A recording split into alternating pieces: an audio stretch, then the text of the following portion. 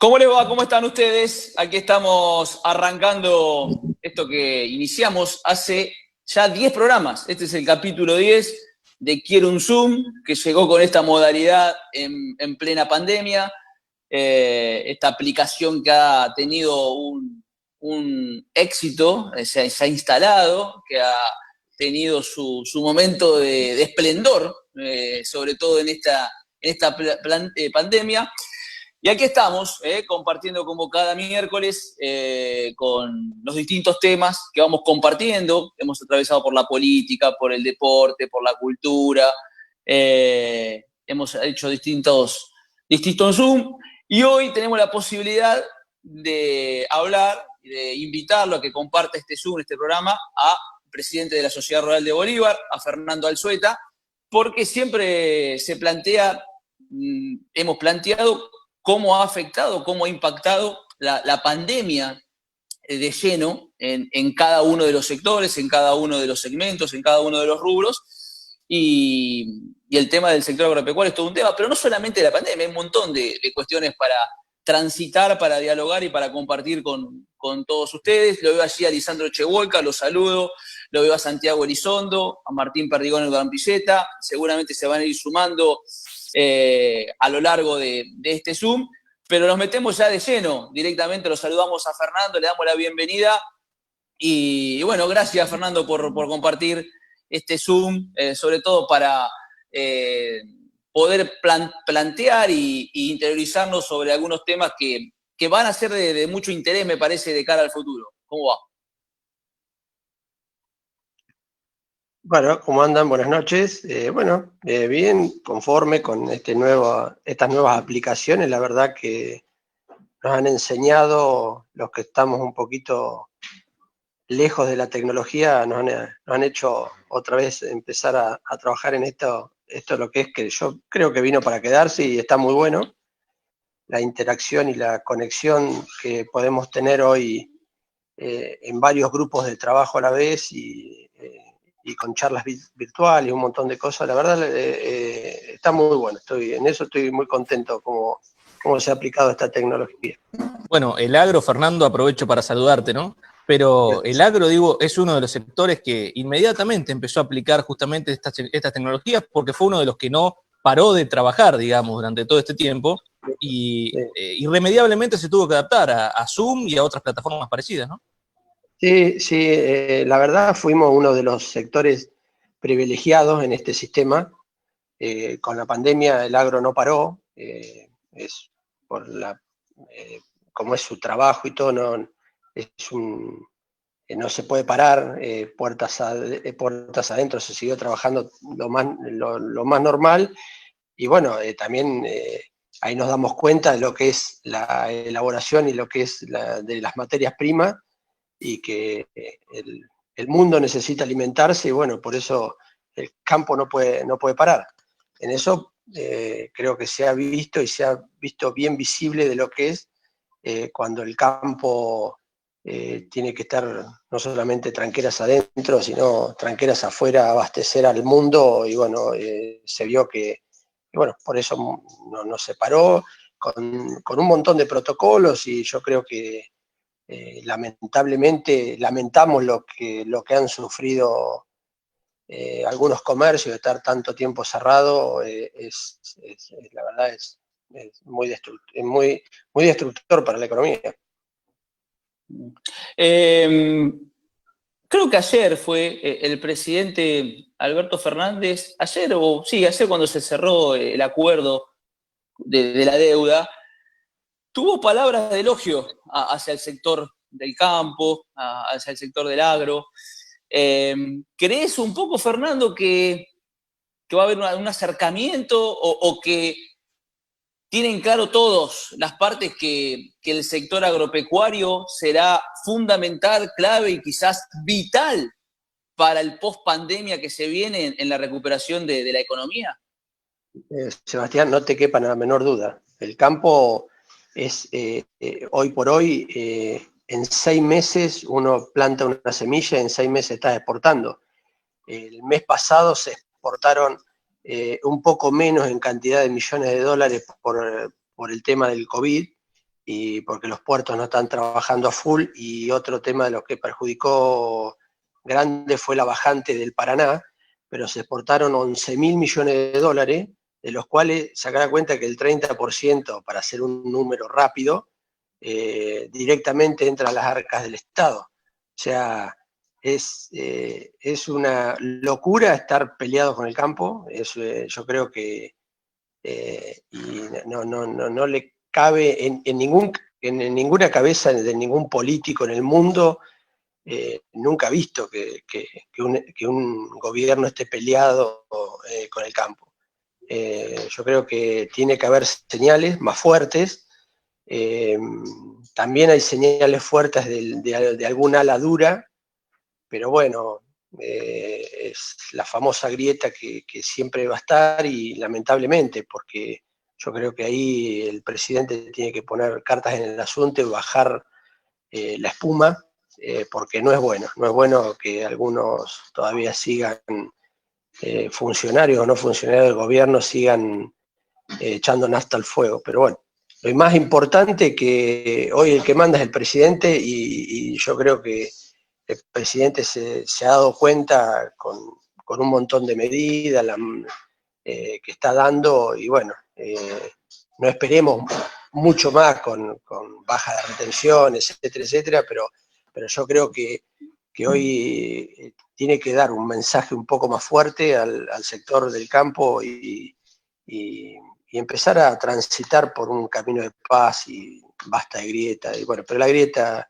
es algo que está de ambos lados, yo creo, y no es bueno. Fernando, te saludo, ¿cómo va, Lisandro? Hola Lisandro, ¿cómo andas? Tengo que preguntarte, obviamente, ¿cómo viviste o cómo vivieron ustedes desde acá lo que fue la posible expropiación de Vicentín, que estuvo obviamente en boca de todos? Y voy más allá de lo político, ¿no? Pensemos en una empresa que había acumulado deuda, que también tenía deuda con productores, pero también ustedes veían cómo el gobierno intentaba meterse en un lugar clave, obviamente, para el campo. No sé qué análisis hacer de todo esto. Mirá, Lisandro, el tema de Vicentín, hoy tiene un nombre Vicentín, pero el tema es el avasallamiento a la propiedad privada. Yo no estoy de acuerdo. Después discutiremos política, si lo que hace, no me quiero meter en la política económica de Vicentín propio, porque yo creo que ahí hace agua un montón de cosas, pero para eso que se defiendan ellos, para eso tienen un directorio, y para eso está la justicia. Yo creo que hay que analizar un montón de... esto lo voy a hablar a modo personal, no estoy muy de acuerdo con los últimos créditos que se le dieron, seguramente hay que revisar todo eso. Si hay algún funcionario que hizo mal las cosas, para eso está la justicia, pero la justicia es clara. Hay un periodo de concurso concurso de acreedores. Después, si no se soluciona, los mismos acreedores pedirán la quiebra, pero yo creo que el Estado no puede participar ahí. El Estado es muy ineficiente para un montón de cosas, y menos para manejar una empresa. Yo creo que ahí hubo algunos mensajes y algunos aduladores que le dijeron vamos por esto, porque esto, y el Estado no está en condiciones de administrar una empresa ni como Vicentín ni como ninguna. Yo creo que era el puntapié inicial. Si salía bien, bueno, por ahí van por algunas otras empresas más. Ahora, el campo no tuvo nada que ver en esto, porque ahí empezaron todos a tirar bombardeos, que otra vez el campo. No, el campo se manifestó en contra de la expropiación de una empresa privada, como se manifestó la gente en Buenos Aires, en Capital, gente que no tenía nada que ver con el campo. Ahora, muchas veces las puntas de la grieta hacen como que otra vez tiene que haber un enemigo, y el enemigo lo ven en el campo. El campo no es enemigo de nadie, es respetuoso de la democracia, respetamos de los próximos 4 años que tiene por delante este gobierno, para eso están las urnas, y esto, pero para eso tenemos que pelear y defender, y yo creo que dieron marcha atrás. Hay que defender lo que es la república, la libertad de poderes, si no es como que volvemos a repetir el mismo problema que tienen siempre todos los gobiernos, todos, no solamente este, con respecto a la justicia, de intervenir la justicia. La justicia tiene que ser independiente, como tiene que ser independiente el poder legislativo y ejecutivo. Fernando, recién decías, el campo no es enemigo de nadie, ¿no? Por el contrario. Pero ¿qué te genera, por ejemplo, cuando ves periodistas como este muchacho, que no me acuerdo ahora el nombre, la verdad, que sale a alentar el vandalismo rural, ¿no? Que durante mucho tiempo lo vimos un poco en la lejanía, incluso en otras provincias, y que recientemente lo hemos tenido acá a menos de 50 kilómetros. ¿Qué te genera a vos como productor y también como referente de una entidad agropecuaria? Y me genera mucha tristeza que eso ahí anda viralizado un WhatsApp del Chino Navarro también, de que los productores hay que matarlos.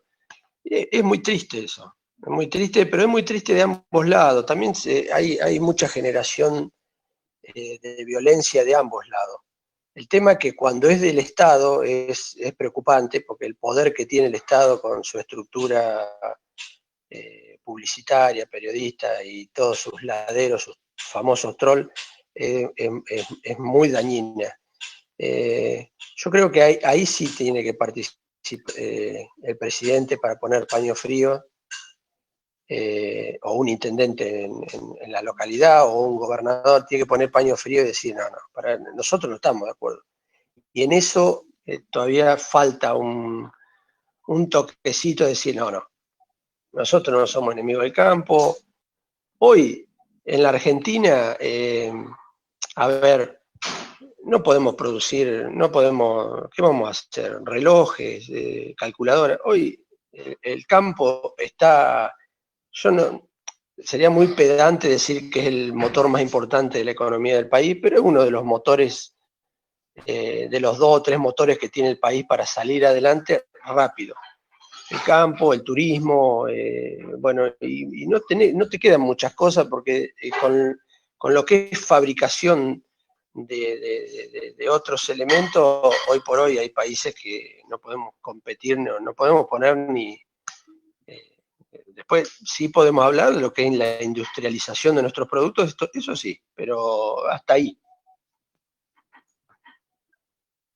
Bien, y bueno, la semana pasada, si no me equivoco, fue el viernes, me parece, no, a ver, el lunes nos enteramos, esta semana, estoy medio perdido ya con los días, esta semana nos enteramos de lo que ocurrió en un campo cercano, ahí en la zona de Herrera Vegas, esta rotura de silobolsas que es el primer caso que tenemos en la zona cercana, pero que no por eso obviamente se lo debe soslayar, ni mucho menos. Digo, ¿ustedes como entidad tomaron alguna medida, más allá de los repudios que expresaron a través de las redes y demás?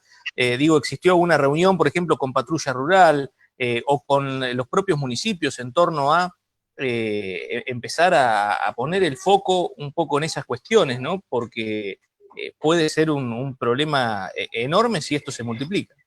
Sí, sí, hay muchos casos que yo no sé si tienen que ver con la política, porque todo se mezcla con todo y yo, viste, la verdad, no sé qué tenés que estar pensando para romper un silo de bolsa. La verdad, no lo entiendo, viste, muchas veces el accionar de esa gente. Lo que le pasó a este productor, a Julio, yo hablé con él, fue extremadamente dañino, porque no solamente rompieron el bolsón, sino cortaron alambres y abrieron tranqueras donde se metieron 200 y pico vacas, que el daño que hubieran producido la ingesta de ese maíz en las vacas, gracias a Dios él llegó cerca de las 9 de la mañana y pudo sacarlas de ahí, podrían haber reventado varias.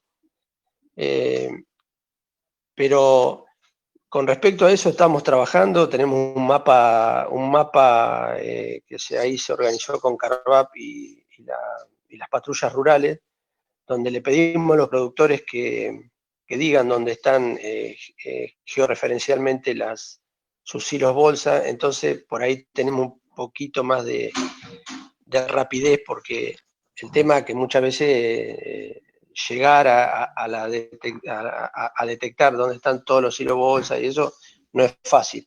Entonces se está trabajando en eso, y ojalá pare y empiecen lo que pasa que también vamos a lo que es la justicia y todo. Vos agarrás a una persona así y no tiene una pena. Por eso está bueno lo que la otra vez el proyecto de ley que tiene diputado Massa, de que realmente tenga una pena, porque es de una gravedad. Además, es como que no se entiende, porque es como decimos acá en el campo, escupir para arriba, porque es alimento. ¿Viste? El daño que está produciendo, además económico para el productor agropecuario, en el caso de Julio, Zubillaga creo que lo perdió todo el maíz, porque el pisoteo y el desastre que hicieron, imagínate, 200 vacas en 100 toneladas de maíz, pero a esta persona le produce un daño de 1 millón de pesos, más la posible mortandad de algunos animales, que hoy no me comuniqué con él, pero por ahora iba todo tranquilo, pero ahora tiene que salir a comprar maíz. O sea, es un daño terrible lo que le hicieron al pobre productor. Sí, esa es la palabra, ¿no? Daño, porque además no puede haber ningún tipo de ganancia en quien hace ese tipo, salvo que haya sido mandado, ¿no? Que sea una especie de sicario de los hilos bolsa, pero si no, realmente no hay ningún tipo de ganancia, ni económica, ni de ningún tipo. En Córdoba ya empezó a implementar el gobierno cordobés una especie de alarmas, digamos, que van puestas en los silobolsas. ¿Conociste un poco respecto de esa tecnología? Sí. Digamos, ¿es algo que lo ven viable de aplicar también acá en la provincia de Buenos Aires? Sí, hoy la tecnología está desde una cámara con redes, con alimentación solar. Tenés, en el caso que no solamente que se te rompan un silo bolsa, sino hasta toman la temperatura que tiene la bolsa adentro y todo, pero le estamos metiendo más costos a algo que no tiene que ser así, ¿viste? Porque, o sea, uno cuando logra terminar con su cosecha, el broche final, por eso también muchas veces hay que explicarlo, es en todo la avaricia del productor agropecuario que tiene guardada el cereal en el silo bolsa. Y eso es el sustento de todo el año para invertir en la nueva campaña, y es un ahorro, y no está mal, ¿viste? Es como que le digamos no sé, a un industrial que no guarde en fierro, o alguno que vaya y que no compre dólares. Esta es la única forma que tiene de tener su producción salvaguardada, y económicamente le sirve para tirar todo el año. Entonces, vos escuchás a un Grabois y todas esas personas que destilan semejante cantidad de odio, que me gustaría a mí algún día, y ojalá pudiera, de sentarme en una mesa a ver cuál es el fin, ¿viste? Porque no los entiendo, ¿viste? Podemos discutir filosóficamente, ideológicamente el tema de las tierras, etcétera, etcétera, pero fomentar y hacer calentar a personas para que vayan y rompan un silo bolsa, la verdad, es como decir, empiecen a tirar, bueno, que pasó, incendiar cultivo, o empiecen a tirar veneno en los tanques para que se mueran los animales, ¿no? La verdad, inentendible. Sí. Y más si estás pensando decir, tener que invertir en seguridad, ni siquiera contra el robo, contra el daño, no tiene ningún sentido ni ninguna forma de ser, la verdad es totalmente increíble. Ningún sentido, no hay leyes hoy que, por más que los agarrés en el hecho, o sea, lo podés agarrar en el hecho uno con un cuchillo rompiéndote un silo de bolsa, que lo van a llevar una declaración y afuera. O sea, no existe. Entonces, bueno, ahora si la ley fuera dura, yo creo que cambiaría un poquito, se cuidarían un poquito más. Fernando, algunas proyecciones y estadísticas marcan que se prevé que el 50% de los argentinos post pandemia sean pobres, un incremento de la línea de pobreza. ¿Cómo imaginás la Argentina que se viene? ¿Cómo crees que se puede hacer para que este impacto no sea tal? ¿Cuál crees que va a ser el rumbo que tomará este gobierno hacia lo que viene? Bueno, eso es inevitable y es lamentable. Por ejemplo, que yo siempre digo, en la Argentina no tendría que haber un pobre, no el 50%. Es lamentable que un país que puede producir alimento para 400, 500 millones de personas, haya 50% de pobre. Hoy largó el 60 y pico por ciento de los niños está mal alimentado o es pobre. Eso causa mucha indignación. A mí me causa mucha indignación. ¿Y cómo se hace? Y hay que achicar el gasto de Estado, fundamental. El Estado ha crecido tanto que no hay plata que aguante, no hay plata que... Entonces, y ya la vaca lechera de pagar impuestos no da para más. Así que veo un escenario terriblemente complicado. Muy buena noticia de haber arreglado con el tema de los bonistas, porque aunque algunos decían no importa, el default, no, el default es lo peor que te puede pasar para un país. Así que yo lo veo complicado, pero se puede salir. Argentina ha salido de muchas crisis, pero Argentina también vuelve a repetir siempre lo mismo. Argentina es uno de los pocos países que el tren le pasa varias veces por la puerta y no lo sabe aprovechar. Y yo creo que en esto solamente se sale cuando en una mesa empecemos a sentarnos todos, despojarnos de nuestras mezquindades, y ahí voy a hablar como gremio. Hay que despojarse de ciertas mezquindades y empezar a trabajar y tirar todas las cartas sobre la mesa y decir, bueno, gobierne quien gobierne, vamos a salir para adelante, y se puede salir para adelante. Argentina tiene un potencial, es uno de los pocos países, Sebastián, junto con Brasil, algo Nueva Zelanda, algo Sudáfrica, que puede llegar a crecer porque tiene mucho potencial de tierra, mucho potencial de riqueza, que en otros lados de Europa está colapsado, el mundo está colapsado. Y si no lo aprovechamos, y si seguimos en la discusión pequeña de la mezquindad y de la grieta y de te dije esto, te dije, la verdad, y de ambos lados yo te digo, y yo me hago cargo como gremio de que tenemos que dejar de mirarnos el ombligo y encarar un país, por lo menos, no sé, que lo vean, no sé si nuestro hijo, pero nuestro nieto. Leo un par de mensajes que van llegando antes de hacer otra pregunta, pero el saludo para María Españolo, que nos está viendo como siempre, Luciano Carballo La Beglia también, Luciano Acota, además, que el Estado no creó fuentes de trabajo, sino puestos de trabajo.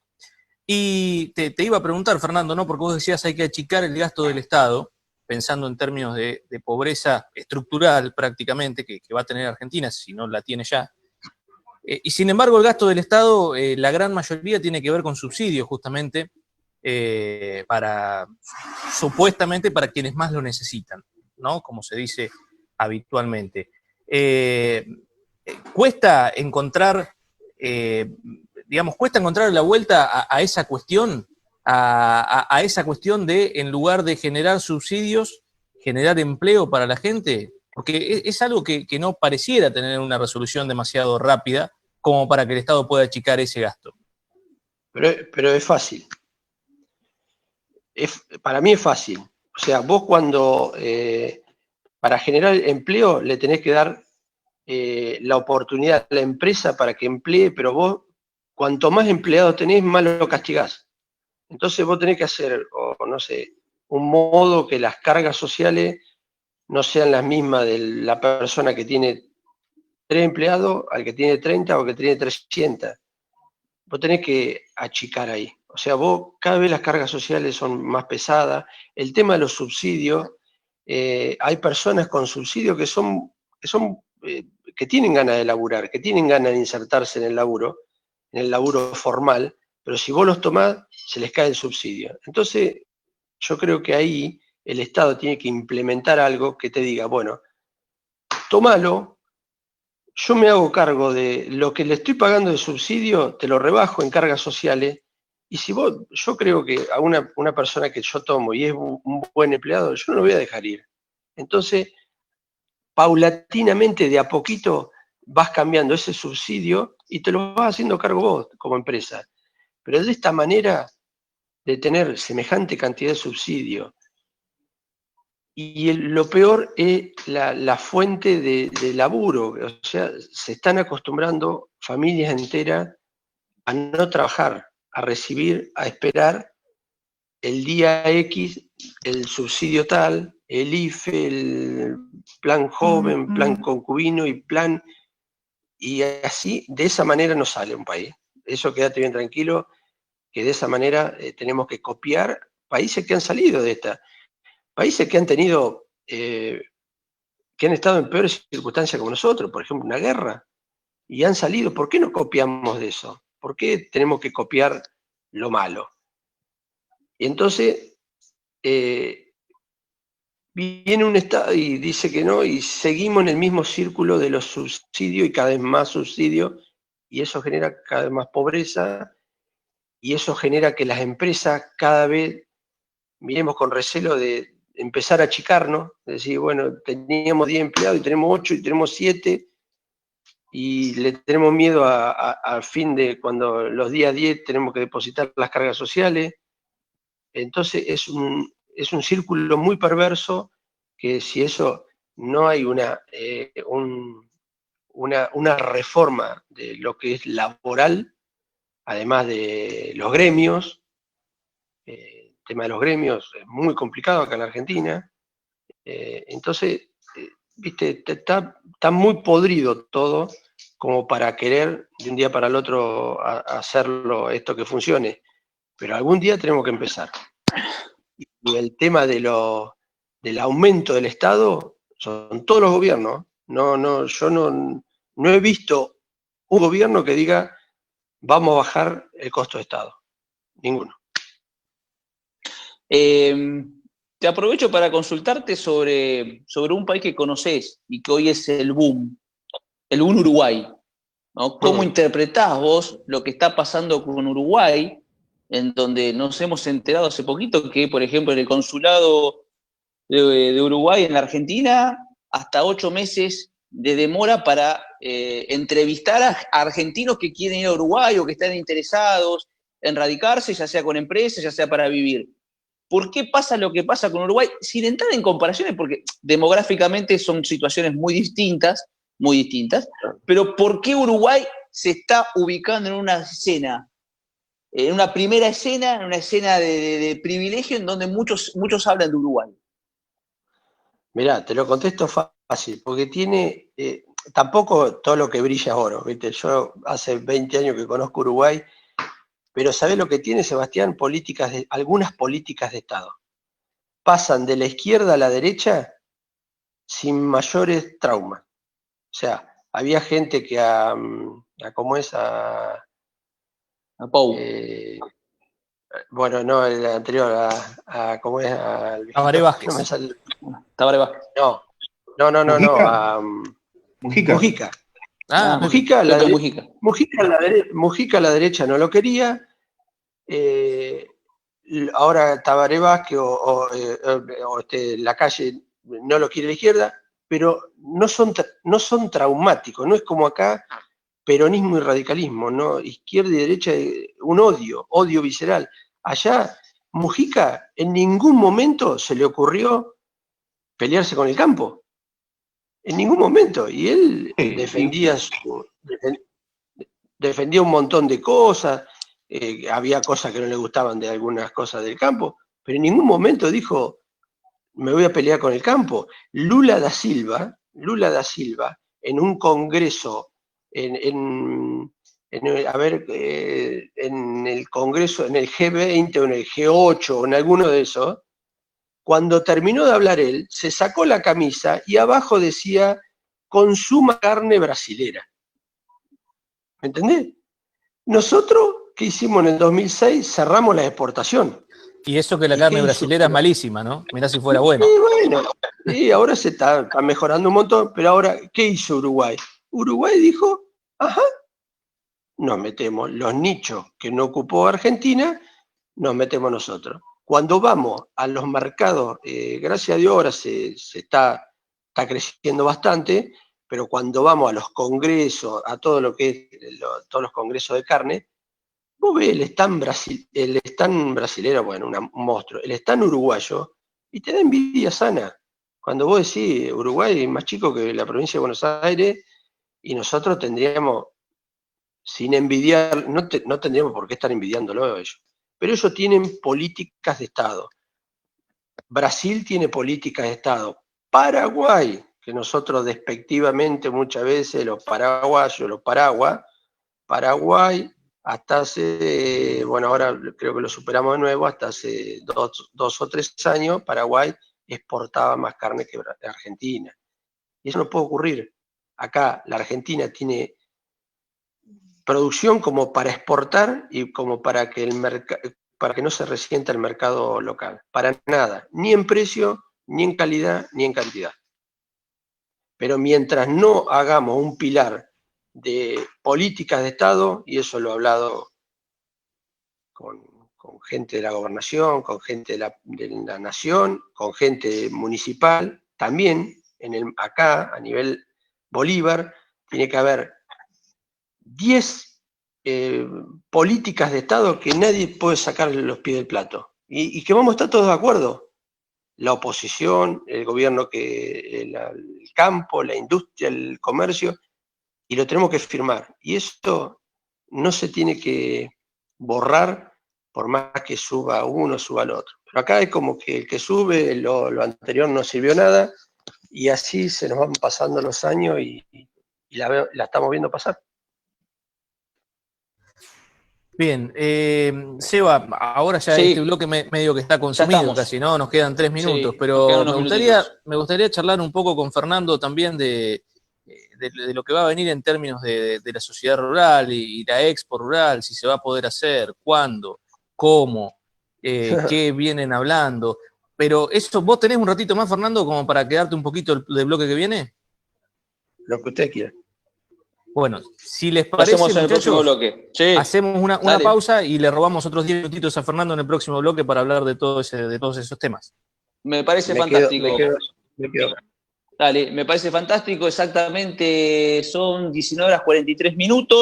Debe estar por llegar el parte diario, ¿no? Del municipio con el tema del coronavirus. Estás al tanto de la situación en Bolívar. Nos vamos a ir al corte y ya venimos después para la parte final de Quiero un Zoom, capítulo 10, hoy con Fernando Alzueta, presidente de la Sociedad Rural de Bolívar. Ya venimos, no se vayan.